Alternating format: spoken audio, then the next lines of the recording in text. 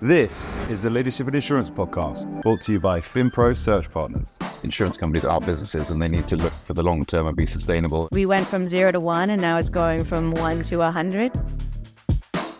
Insurance as a concept, as a kind of service, is brilliant. The execution is what we're looking at now. I think the companies that are going to succeed are the ones that are going to understand and master the art of intent. When we talk about innovation, we lean too heavily to think about technology and we don't think about creating a culture of innovation. I think innovation is essentially continuous improvement of existing processes and platforms and product. Right? It's got to be easy. It's got to be seamless.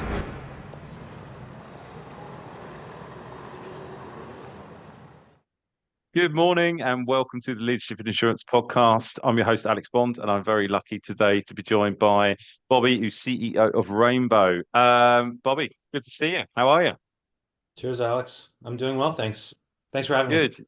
No, not at all. You've gone full branding. I like that. We've got the backdrop. We've got the I've got the zip up fleece as well. So I'm always really jealous of that. That's why I'm pointing it out. I've been looking at that at the moment, but I'm trying to avoid going down the Patagonia road because then I'll just look like a finance bro and I've got enough problems. I work in recruitment. I've got enough bad reputations. So look, Bobby, before I get sidetracked, it'd be really nice to introduce the Rainbow business because I think you've got a really interesting story to tell. I'm looking forward to this conversation. So yeah, please introduce yourself and the Rainbow business, please.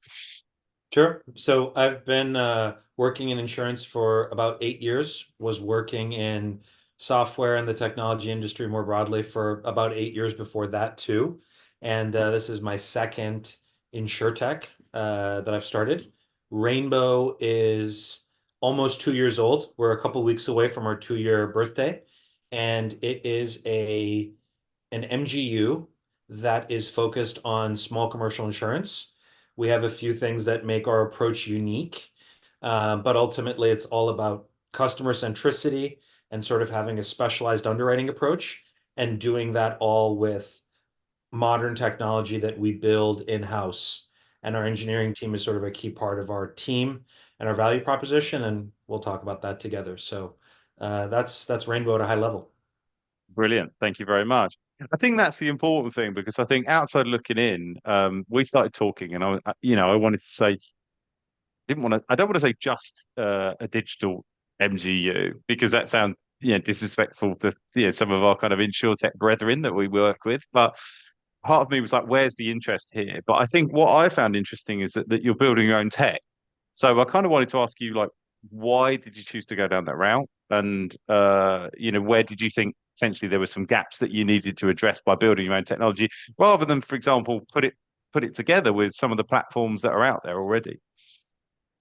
So I think that's very much a result of just the team around us and my co-founders and our culture. So all of us, myself and my two other co-founders, are really from technology first. Like we started our professional careers working in technology and software development and sort of found insurance as this great opportunity to use software to create value. So it's kind of one of those things where we can't help ourselves, but want to build the software ourselves. And like anyone, I think, who is very particular about seeing things done a certain way, it's hard to substitute that with a number of off-the-shelf solutions. You'll kind of always be thinking about like, it doesn't, there's a seam here and I want it to be perfect. And we're going to have to do a manual process here. And that doesn't mean that we don't have to do manual processes while we're building software because it's time consuming and there's a lot that goes into it. But we just felt like having sort of a whole cloth solution that we had built ourselves would give us complete control and flexibility in terms of what we wanted to do. It would reduce the likelihood that a key part of our stack, like the company gets acquired by another company and then has to force us to go in a different direction.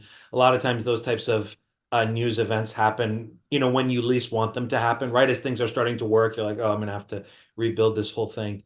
And so yeah, those were the reasons. And I think the other thing is that we just didn't, like I said at the beginning, we really enjoy building software. It's enjoyable and it's a challenging but sort of fun exercise. So those are some of the reasons why we've decided to take that approach.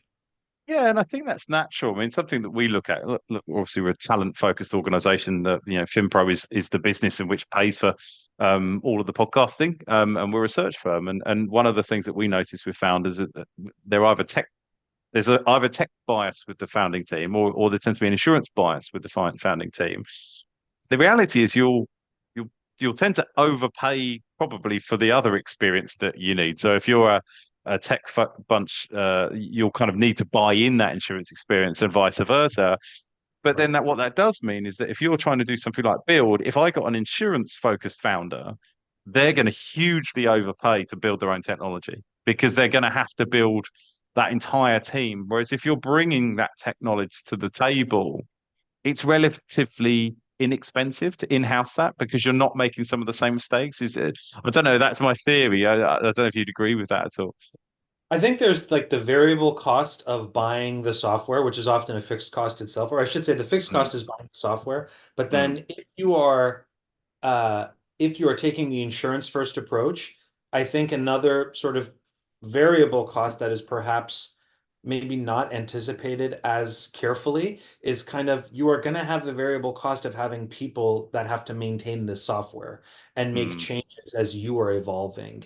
One of the key objectives we have, like our North Star as an underwriting company, is to produce superior loss performance or loss ratios. And mm, so one thing that we think about on an ongoing basis and sort of the brain trust that we have around this exercise involves those insurance lifers and those insurance practitioners who have been in the trenches, is thinking about coupling what goes into good underwriting and strong loss performance with software. And how can the software and the loss performance monitoring really meet each other as closely as possible? So there's always mm, going to be a marrying of people plus the solution. mm, And so again, I feel like if you're building it yourself, you are taking a risk, certainly, not just from a cost, but building good software just takes time. Like building anything good takes time. And mm, that's one of those things that it can be harder to forecast, especially if you haven't built it before. So, mm. but like you said, we've added insurance practitioners from the very beginning. One of our very first hires was an industry veteran who has over 20 years of experience building sort of small commercial focused MGAs. And they've now started to build out a team. So our team is roughly almost half insurance sort of backgrounds and then half software and engineering backgrounds. Perfect. The perfect mix. The perfect mix. I think that's that what we get asked for the most is senior level talent that can either talk tech or talk insurance to tech people. It's kind of being that conduit is quite often the skill set. So, where you're starting with the tech first, and I think that's what I think is important about it is that you're able to articulate within the business quickly. So the iterations of let's say an insurance person that falls out of a big insurer that has a big idea around a technology platform for insurance, things are going to get lost in communication. It's like going to get a haircut. You both go in, you describe the haircut, but the amount of times you actually walk out with the haircut you want is quite surprising. Although a guy with no hair talking about haircuts is a the irony is not lost on me. But I think the analogy is good. I remember having hair and having haircuts, but Sure. um, moving on. I think one of the things that we've not highlighted enough is that you've launched and the product suite you've gone after a very particular vertical. So and it's one dear to my heart as well because I worked in hospitality. So you're specifically going after kind of like restaurants, hospitality businesses with the first iteration of the business. So to dive into that, the idea is that you're going to launch other vertical sectors, aren't you, across insurance? But this is just where you're starting. Yeah, exactly. So a couple of things there. So although I have the technology background and my co-founders do as well, I've been in insurance now for about, like I said, about 8 years, which I know compared to some people is not that long, but our most important metric is loss performance. And so we are very much an underwriting first company. Um, I know I have the branded sort of technical fabric gear that maybe you're not seeing if you're in a traditional insurance business, but we we really think about underwriting at the core of everything that we do. Our playbook is to have a program administrator like model where we launch individual verticals, and each of those verticals will bring specialty underwriting that allows us to use specialized data sets that are specific to that vertical, have specialized personnel, which we think are absolutely critical to the success of the performance of that vertical.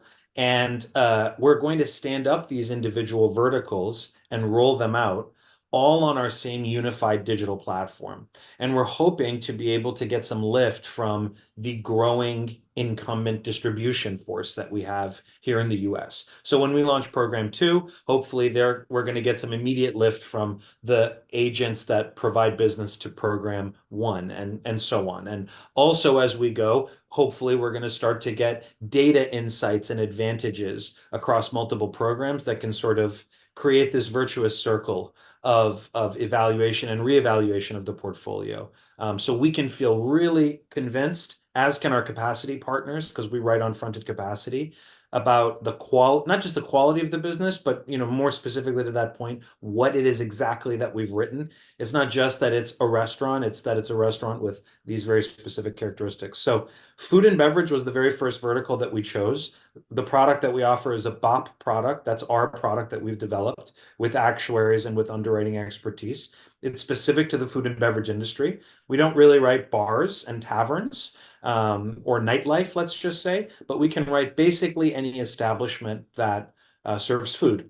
And one of the nice things about being specialized, especially when we're in an environment like we're in now, where capacity is just going through all kinds of changes and it's just generally more limited, by being more specialized and only focusing on a smaller subset of industry codes, we can go a lot deeper in terms of like our eligibility and the types of risks that we want to underwrite. And last thing I'll say is that it allows us to sort of be very customer centric. So before we launched the program, we spent countless hours and spoke to hundreds of restaurant owners. We spoke to agents that specialize in restaurant business and tried to understand what were gaps that we could fill in the market with our first program.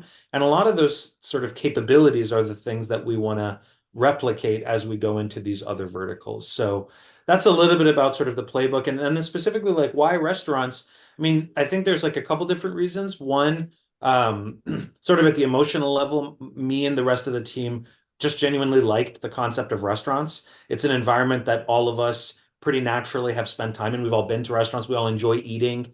And we don't think it's one of those things that OpenAI is going to take away from us. Like there will still be eating at restaurants. It's also a category that has undergone a lot of change. Hopefully it doesn't exactly. It's undergone a lot of change as a result of COVID in particular. Like the nature of the business and the nature, therefore, of the risks of that business have evolved. Like where the business is happening, is it indoors versus outdoors? Is there more takeaway? Is there more or less alcohol? There's inflation for food costs. There's different hours of operation.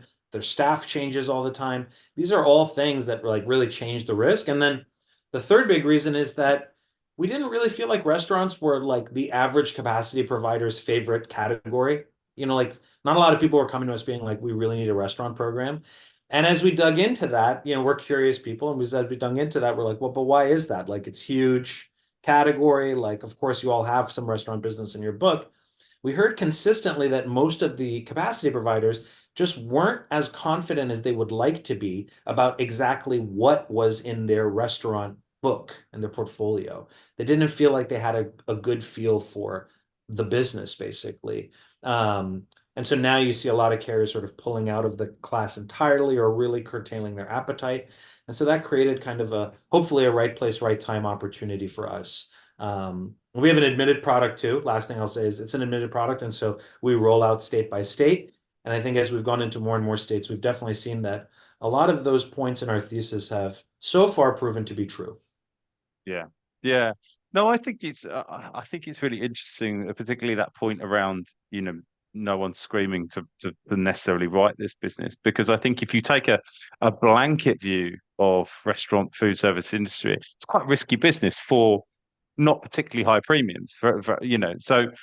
But I think that's in exactly it's in the detail, and it's so fascinating. This is what InsurTech is doing for us, right? It's allowing you to probably quite quickly with good tech actually drill down onto what is this business. And like restaurant A and restaurant B may look the same, but how much are they doing kind of external? How much is that? What is their footfall? Like how much, do they sell alcohol? If so, how much? And just like getting into the kind of nitty gritty of actually what this business really is like. Two restaurants can look externally very similar, or certainly on paper very similar, whether it's revenue, location, but actually be intrinsically very, very different businesses, and therefore much riskier businesses. I speak with some authority. I used to work in restaurants for a long time. In fact, before I entered the insurance industry, that was all my. I still love it. I mean, it's very dear to my heart. Lots of my friends still work in the trade and run restaurants in London, and yeah, it's a fascinating sector, but it's a classic sector where I think we're too guilty of looking at what's the turnover, how many people work there, what's the location, and that's about it. And then we kind of blanket price it. So it's really opportune for a business like Rainbow to turn up and go, we can one do better than that from a pricing perspective, and that's internally delivers to your goals and your investors' goals to say like let's be a really good underwriting operation. But the other side of it, which is important, which is what you said as well, is that customer experience has probably not been great. And I was wondering what your customer kind of feedback has been since you've been able to offer them this slightly more bespoke experience. Because if it's anything like recruitment, if I run a recruitment business and they go, what's your turnover? How many staff you've got? Where are you based? But it's nothing like, working for, so we're a search firm, we're senior level, we only do permanent placements. If you talk to a business of the same size, same turnover that places low level temporary contractors in kind of warehouses, it's an inherently riskier business, but it doesn't look they look the same on paper in terms of the questions we've been asking. So yeah, what's been that kind of feedback from the kind of customer base 2 years in? So, although we are 2 years in, we only started writing business about 6 months ago. So, in the 6 months that we've been live, the first 18 months were basically spent building the platform and the team and getting the resources and the capacity and everything. And now a lot of those pieces are going to be extendable to those next programs. And so we plan to launch subsequent programs a lot more efficiently while continuing to scale the restaurant program. So although restaurant owners are ultimately our customers, we don't really interact with the policyholders directly. All of our users and all of our distribution really happens through agents. And like I was mentioning, some of those agents that we work with are specializing in restaurants. Like they'll have a book of a certain size of premium. Um, and some of them are more general commercial lines focused agents, whether they're an independent or an independent that's part of a network or a more corporate operation, or an aggregator of some kind. We basically take a pretty broad swath of folks that we work with. The feedback from the agents has really been the following, and it's been pretty consistent. Number one, Rainbow is coming to market at an opportune time for us as agents who are trying to place restaurant business because we have fewer and fewer options for places to place the business. I think related to that, another thing that we hear is just a general skepticism from agents about, well, what's going to make sure that Rainbow lasts? Because most of the carriers that we've worked with that write restaurants will kind of dip their toe in the market. And then right as we're coming up to maybe the second renewal, they will just pull out of the market. And that's very frustrating for them as agents. Of course it would be, right? So we're trying to take as long a term of view as possible. We're not really looking to win on price in every scenario, which is a lever that I think a lot of other insurtechs and small commercial have pulled. We want to win on the combination of superior coverage and price, and I think that's important. Another piece of feedback that we get consistently from agents is that we offer exceptionally high quality service, which is, you'll hear universally that that's just so important for these small commercial accounts, where, like you said, the premium dollars aren't necessarily huge. And agents, the old expression, time is money, that's like really true when you're an agent. And there's another expression, which is that you might spend as much on an account with 10,000 in premium as you will on one with $100,000 in premium. And again, in a model where you're primarily being compensated on commission, it's kind of a no-brainer which account you'd want to be spending the equal amount of time on. But that doesn't mean that you don't want those smaller accounts. You just want them to be placed as efficiently as possible. So customer service for us is really two parts. It's the ease of use for the placement process through our own quote bind issue system. And then one of the things that's different about us as a tech-enabled MGU in small commercial is that we have underwriters on staff. Some of the other companies that are in our same category, although are not directly competitors, when you submit, it's either a quote or a decline, and that's it. There's no let me refer it, let me speak to an underwriter. And that works fine for certain types of accounts, and I think for certain classes. But what we've seen is that by having that human underwriter that has expertise in the class, you just more organically build that rapport with the agent, which the agent appreciates, and frankly, which is a lot more familiar to the agent. And so there's that comfortability that comes with familiarity. And then because they're more comfortable, they start bringing us other high quality opportunities, larger account opportunities. And we just wouldn't have seen those things if we were just viewed as like a simple quote bind issue platform. Yeah. So that's Yeah. that's maybe long-winded, but that's a little bit in terms of like what we're experiencing thus far. No, it's really good to understand the thinking because one of the questions I had, I used to ask this question. I mean, the podcast's been going quite a frightening amount of time now, about 3 years now. But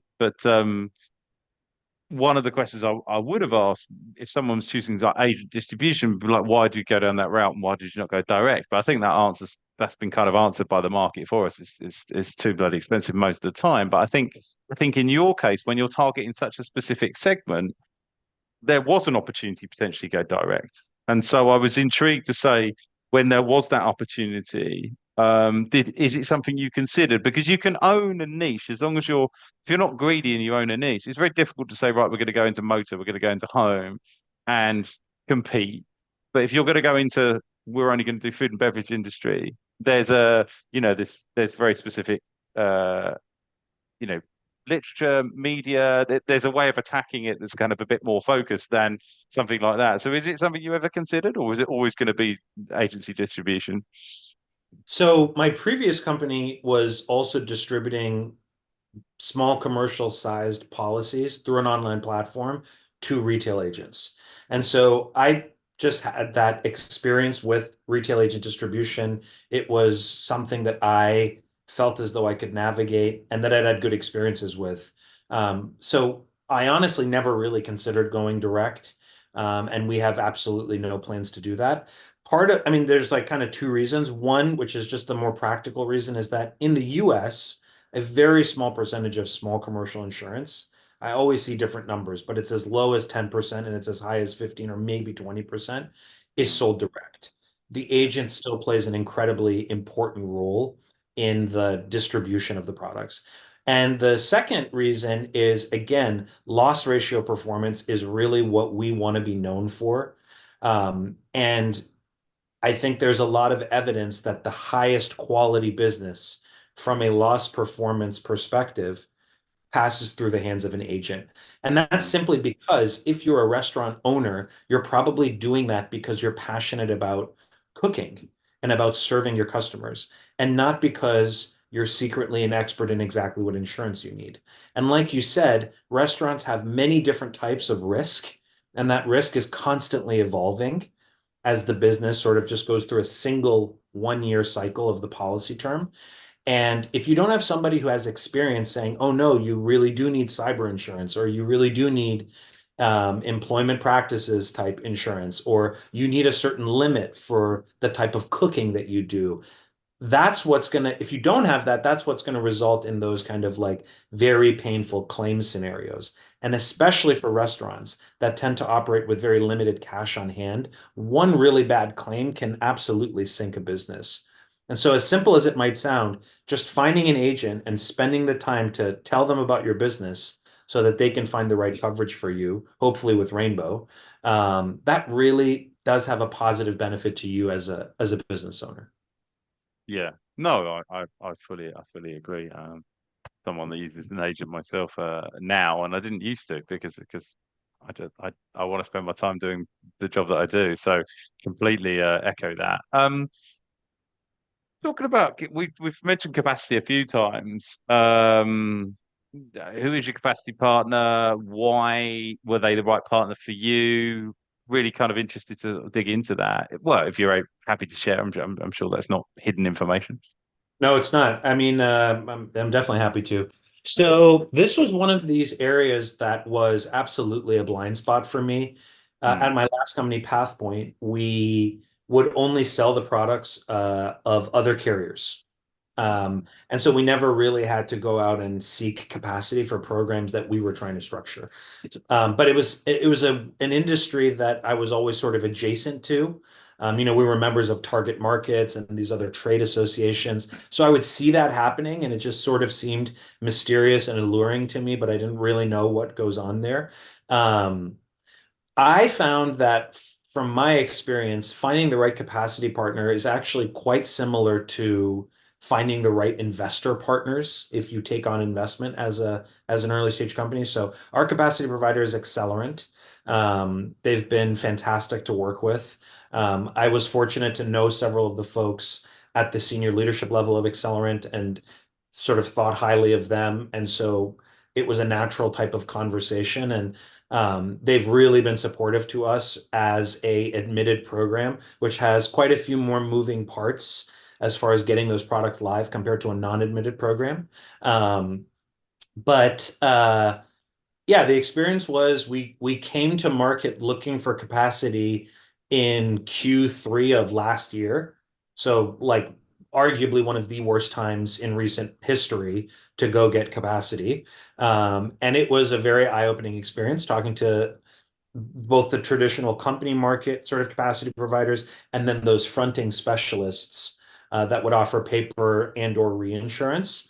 mm, And yeah, I think the keys for us were, again, like finding the right investor. It's important to get the right logo of an investor. Like I find that a lot of founders, especially first-time founders who haven't gone through the pain of making this mistake, try to just optimize for the logos of who invests. And they mm, put a lot less emphasis on what is their actual track record in the category that you are trying to build a company for. And who are the people who you can call and have hard conversations with when things don't mm, go as planned? Because mm, probably they've seen other companies make the same mistakes as you, at least some number of them. I find that that's like also very true with capacity. Most of the folks in the capacity world have been in the reinsurance or insurance worlds their whole career. They've seen huge programs blow up in a bad way. They've seen small programs become very big, like in a good way. And there are patterns that you can observe in terms of what the preconditions were for those things happening. Being able to pick up the phone and not feel like, "Ugh, I really don't want to tell this person this because I don't know what's going to happen." That is like incredibly empowering as an entrepreneur, as a founder of a business. And I think that really goes a long way. And the other thing is, I think you want to uh, find a part, and I realize that especially with the limited capacity in our market, and this is even more so true for certain categories that are particularly troubled or challenged right now, you don't have the luxury to say, well, I'm only going to work with the people I really want to work with. So this is very much like uh, I guess it's like a first world problem to have in terms of like having a partner that you're really happy with. Again, it's like make sure that you are back to that relationship piece. Like it's the type of partner that you're going to want to have a regular interaction with, not someone who you only have to check in with because it feels like an obligation. You want to have them help you grow the program because remember, they are ultimately the ones, especially in our case, Accelerants both our fronted paper as well as our reinsurance, which has been really nice because I basically just have one set of relationships to manage rather than two, which mm. may or may not have sort of different incentives that could be like misaligned. So that's another thing where we've been really fortunate. But again, shout out to Accelerant. They've been great partners. I would recommend them to anyone. Um, it's just that like you want that alignment for them to want to see you grow. And just remember that they are the ones absorbing all the risk in most MGA models, right? So they very much have a truly vested interest to see you put good business on the books and do it in a way that's sustainable. I think the point you made about it being like picking an investment partner was a really smart one, because we think about it a lot. I mean, we talk with startup businesses and scale up businesses all the time, and a lot of those will be variations of an MGA MGU model. And obviously, we were lucky enough to have Jeff Radke, CEO of Accelerant, on the podcast. And one of the things we talked about, which I thought resonated with your story, is that one, this is what they do. Like, this is their method of distribution, as it were. You know, they work with businesses like yours and provide capacity. So you're not dealing with a carrier that's not their core business. Right. And I think when you work with carriers, it's not their core business. It's like working with investors that don't know your space. They need as much hand holding as kind of, and reassurance, and probably, and more so than you probably would want to. And that's, that's obviously a blanket rule. Most people are experts in kind of putting this capacity out, but when you're talking with some business like Accelerant, this is what they do. And secondly, they have a longer term view on capacity, because Right. they've done this before, and they want to get out of your way and give you enough bandwidth to kind of grow. Because one of the things that I think it's important to recognize, you're going to build out these different verticals.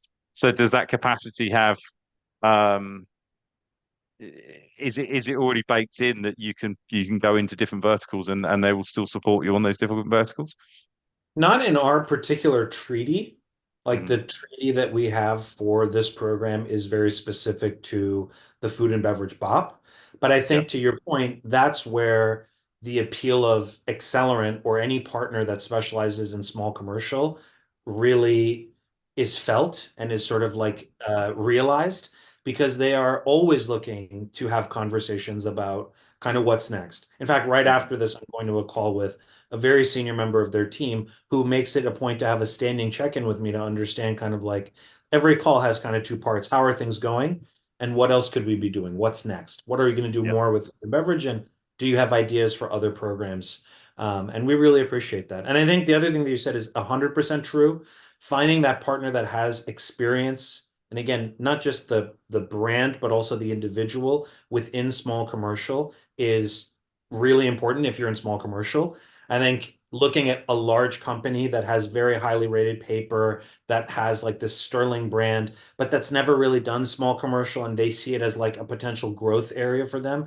I think I would advise entrepreneurs to really have conviction before they jump in, because that company has to make money too. And if they find that after a year, small commercial is not getting the kind of traction they want, or it's not performing as they want, they're just going to exit that class. And that's what they have to do, because they have their own Mm, shareholder pressures. And that's going to leave mm, you as a startup in a really tough position. mm. Like you said, that long-term commitment from Accelerant was very attractive to us. Yeah. Yeah. I was smiling as you said that about that call, because I said that's essentially the structure of all my podcasts. How are things going? What are you going to do next? Right. Yeah, and I think, I suppose, on that is that if you're trying to build different verticals, obviously there's talent challenges with that, because you need to get the sector specific individuals that understand those verticals. Yep. How are you thinking about approaching that? Is it something you put much thought into, attracting the talent from those different verticals? Yeah, is it something you've had to think about as part of the business planning? Absolutely. I honestly, it's one of those things that keeps me up at night, because I'm always thinking about it, because I see how important it is to have those, not just the right people, because of course every business needs the right people, but in our world, we kind of want someone who is always going to be good at multiple things. And that's always a tricky proposition. They have to be really good at their craft as an underwriter, as a manager of an underwriting business. They have to appreciate the role that software can play to drive efficiencies and improvements and precision in what they do. And they have to do that while also just like being a good manager. And being a really good practitioner absolutely does not mean you're going to be a good manager, and vice versa. Um, so the way we think about each of these verticals is that they're basically going to have business unit leaders. You can think of them as basically being the visible president of that program. So that person Mm, will have P&L responsibilities, but they'll also have the two key metrics that they'll always be thinking about is sort of premium growth as well as loss ratio. So naturally, we want someone that has expertise within that line of business, but who's also going to be comfortable managing a team, working towards goals, managing a budget. And then I think those sort of the rare birds that we hope to hire are folks who are not only good at that particular category, but more broadly have an expertise for casualty lines. And so if the next program or if the third program is casualty focused, that first person can help the person who will be in charge of the third program in terms of like just a more of a portfolio view of casualty. Another example would be like a property expert who's just happens to be really good at insuring certain types of property, or an inland marine expert. That's really where I feel like you get that next level of magic within your organization. And then, like you said, it's kind of like staying out of their way and letting them do their thing and just sort of checking in with them to see how you can help them. And honestly, that really leads to kind of one of the things that transparently is one of our challenges. I'm always happy to sort of speak transparently about we're doing a lot of things well, and that's great. But of course, we have challenges like any business that wants to create value. And there are these sort of two opposing forces of growing a business from a premium perspective and growing it in a way that is attractive while also maintaining a high quality loss ratio, right? Like those two things have been at odds in lots of insurtechs. The sort of 1.0 class took the approach of let's just grow at all costs. We'll have enough data to then figure out the underwriting piece and the loss ratio piece. I don't think that's worked out terribly well for most of the people who've taken that approach. I think that's also interestingly very similar to what technology startups are sort of like going through right now. It's like a reset of the market. Um, and in particular, what's challenging in our world with a casualty line that has a longer tail, you produce the premiums now.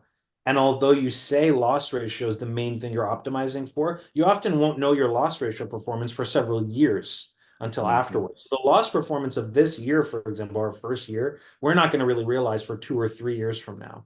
And in that time, we'll have already launched other programs and there's going to be other distractions. And so really keeping focused, and back to your question about talent, having individuals who can sort of block out the noise and focus on what's most important right in front of them is just so important. And that's just something that software, at least I don't believe it's at the point where it like that can be done through software alone. You absolutely need experienced individuals who can do that and who can think of clever ways to kind of use the software to suit their needs, to accelerate their needs. Mm. Bobby, I would ask you another question, but that is such a wonderful promotion for what I do for a living that I'm gonna full time on the podcast there. Because if you ever need experienced people that can help you get to where you want to go, that's what the talent industry's there to provide, and that's what Finpro do. But no, joking aside, I knew you had a hard stop now, so and it's super busy. I'm really interested in what you do. I think taking those vertical approaches is fascinating, and I really want to see how you kind of continue to grow the business. So, thank you, Bobby. Really appreciate you taking time to be on the Leadership and Insurance podcast. Thanks again for having me. I enjoyed it. Thanks, Val.